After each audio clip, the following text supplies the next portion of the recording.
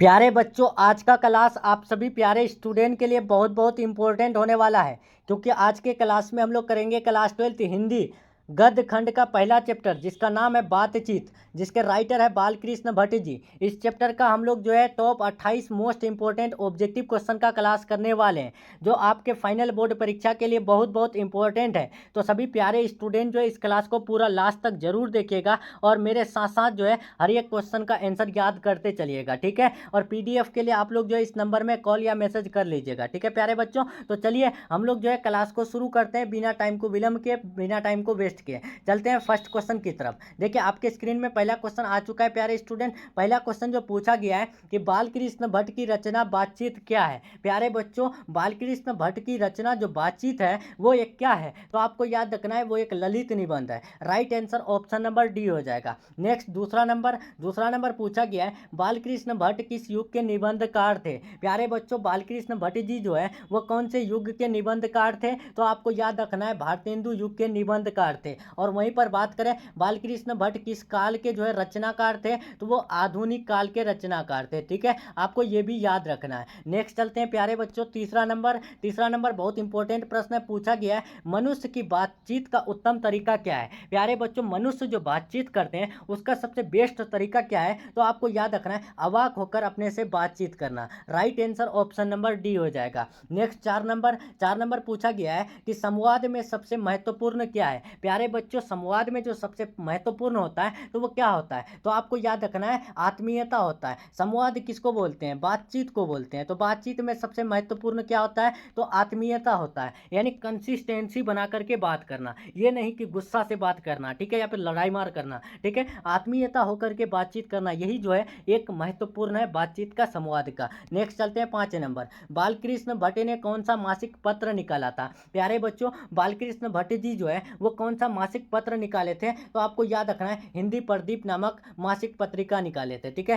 Right answer option number C हो जाएगा, और 1877 में निकाले थे ना, ठीक है, ये भी याद रखिएगा। नेक्स्ट चलते हैं 6 नंबर, बातचीत किस विधा की रचना है। प्यारे बच्चों, बातचीत जो है वो कौन से विधा की रचना है, तो आपको पता है कि बातचीत एक निबंध है, जिसके राइटर है बालकृष्ण भट्ट जी। नेक्स्ट चलते हैं 7 नंबर, बालकृष्ण भट्ट का जन्म हुआ था। प्यारे बच्चों, बालकृष्ण भट्ट का जन्म जो है वो कब हुआ था, तो आपको याद रखना है बालकृष्ण भट्ट का जन्म 23 जून 1844 को हुआ था, ठीक है। Right answer option number B हो जाएगा। नेक्स्ट चलते हैं 8 नंबर पूछा गया है कि समयोगीता स्वयंवर रचना है। प्यारे बच्चों, समयोगीता स्वयंवर रचना जो है वो किसकी है, तो आपको याद रखना है वो श्रीनिवास दास की है, ठीक है। Right answer option number C हो जाएगा। नेक्स्ट चलते हैं 9 नंबर, कौन सी रचना बालकृष्ण भट्ट की नहीं है। इनमें से कौन सी रचना है जो बालकृष्ण भट्ट के द्वारा लिखी नहीं गई है, तो आपको याद रखना है परीक्षा गुरु जो है बालकृष्ण भट्ट के द्वारा रचित नहीं है, तो राइट आंसर डी हो जाएगा। नेक्स्ट चलते हैं 10 नंबर पूछा गया है कि कौन सी रचना बालकृष्ण भट्ट की है। प्यारे बच्चों, इनमें से कौन सी रचना है जो बालकृष्ण भट्ट की है, तो आपको याद रखना है इसका राइट आंसर हो जाएगा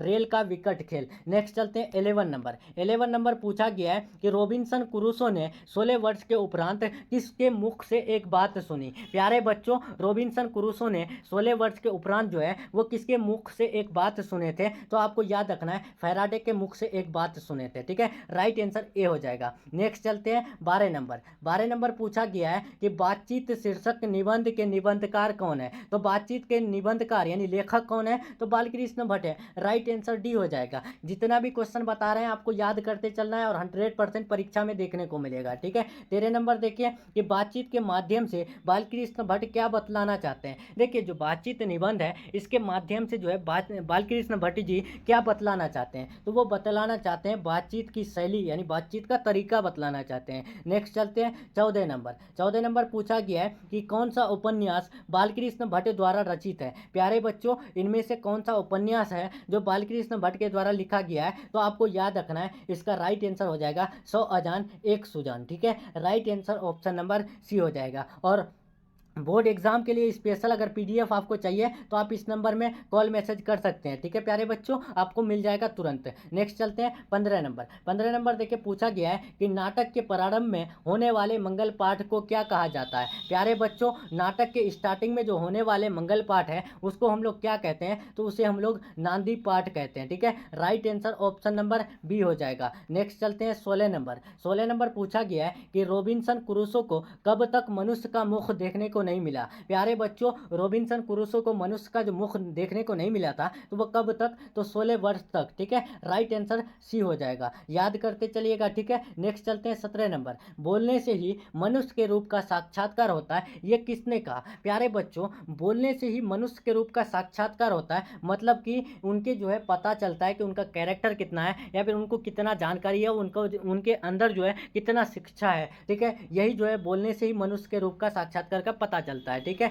ये नहीं, अब देखिए अगर आप यानी किसी से बात करेंगे गाली से तो वो आपके जो है बिहेवियर का पता कर लेते हैं कि आपका यहाँ साक्षात्कार कितना है। ठीक है, यही आपका ये बात जो कहे थे तो वो कौन कहे थे, तो वो बेन जॉनसन साहब ने कहे थे। ठीक है, right answer option number B हो जाएगा। नेक्स्ट चलते हैं 18 नंबर। असल बातचीत सिर्फ दो व्यक्तियों में ही हो सकती है, ये किसका मत है। प्यारे बच्चों, असल बातचीत जो है सिर्फ दो व्यक्तियों में हो सकती है, ये किसका मत है, तो आपको याद रखना है एडिसन का मत है। और एक क्वेश्चन पूछे जाते हैं कि असल बातचीत जो है कितने व्यक्तियों में हो सकती है, तो दो व्यक्तियों में हो सकती है, ये भी आप याद रखिएगा। नेक्स्ट चलते हैं 19 नंबर। देखिए वही क्वेश्चन है, इससे पहले बताया कि एडिसन के अनुसार असल बातचीत कितने लोगों के बीच हो सकती है, तो दो लोगों के बीच हो सकती है, राइट आंसर ए हो जाएगा। नेक्स्ट चलते हैं 20 नंबर। 20 नंबर पूछा गया है, बहुत इंपॉर्टेंट प्रश्न है, पूछा गया है कि बातचीत से मन किस प्रकार का हो जाता है। प्यारे बच्चों, बातचीत से जो है मन किस प्रकार का हो जाता है, तो वो हल्का और स्वच्छ हो जाता है। ठीक है, right answer option number C हो जाएगा। नेक्स्ट चलते हैं 21 नंबर।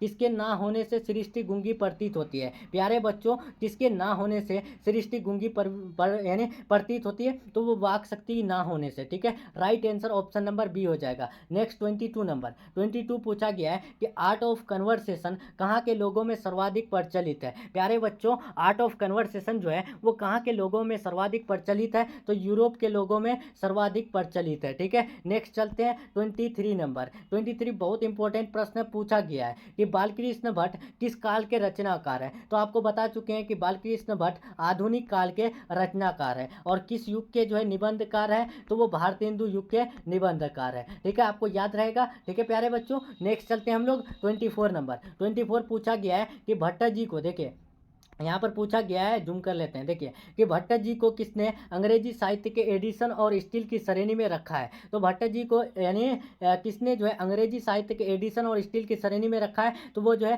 रामचंद्र शुक्ल जी ने। ठीक है, राइट आंसर सी हो जाएगा। नेक्स्ट चलते हैं प्यारे बच्चों 25 नंबर। 25 पूछा गया है कि बालकृष्ण भट्ट का निवास स्थान कौन सा था। प्यारे बच्चों, बालकृष्ण भट्ट का निवास स्थान कौन सा है, तो आपको याद रखना है इलाहाबाद उत्तर प्रदेश है। ठीक है, बालकृष्ण भट्ट का निवास स्थान मतलब कहाँ के रहने वाले थे, इलाहाबाद उत्तर प्रदेश। नेक्स्ट चलते हैं 26 नंबर। बालकृष्ण भट्ट ने किस पत्रिका का संपादन किए थे। प्यारे बच्चों, बालकृष्ण भट्ट जी जो है कौन से पत्रिका का संपादन किए थे, तो वो हिंदी प्रदीप नामक पत्रिका का। और हिंदी प्रदीप नामक पत्रिका कैसा पत्रिका है, तो मासिक पत्रिका है। मासिक मतलब मंथली लेटर है। ठीक है, नेक्स्ट चलते हैं 27 नंबर। देखिए 27 नंबर पूछा गया है कि बालकृष्ण भट्ट ने हिंदी प्रदीप नामक मासिक पत्रिका निकालना कब शुरू किया। तो बता चुके हैं कि हिंदी प्रदीप नामक जो प्रकाशित हुआ है वो 1877 में प्रकाशित हुआ है, राइट आंसर ए हो जाएगा। नेक्स्ट 28 नंबर, और ये आज का लास्ट प्रश्न है, पूछा गया है कौन सी रचना बालकृष्ण भट्ट द्वारा रचित है। प्यारे बच्चों, इनमें से कौन सी रचना है जो बालकृष्ण भट्ट द्वारा रचित नहीं है। ठीक है, यहाँ नहीं है, सॉरी, यहाँ पर जो है कौन सी रचना है जो लिखा नहीं गया है बालकृष्ण भट्ट द्वारा, तो आपको याद रखना है मेघदूतम। ठीक है, right answer option number C हो जाएगा। ठीक है प्यारे बच्चों, तो चलिए हम लोग का ये लास्ट प्रश्न जो है यहीं तक था। क्लास कैसा लगा कमेंट में जरूर बताइएगा। पीडीएफ के लिए आप लोग इस नंबर में कांटेक्ट कर लीजिएगा। टेलीग्राम चैनल के लिए लिंक डिस्क्रिप्शन बॉक्स में है, वहाँ से आप लोग ज्वाइन हो जाइएगा। ठीक है, और आप लोग शेयर ज़्यादा से ज़्यादा कीजिए। ठीक है, तो चलिए प्यारे बच्चों, मिलते हैं नेक्स्ट क्लास में नेक्स्ट टॉपिक के साथ। तब तक के लिए अपना ख्याल रखें और अपना स्टडी जारी रखें। ठीक है।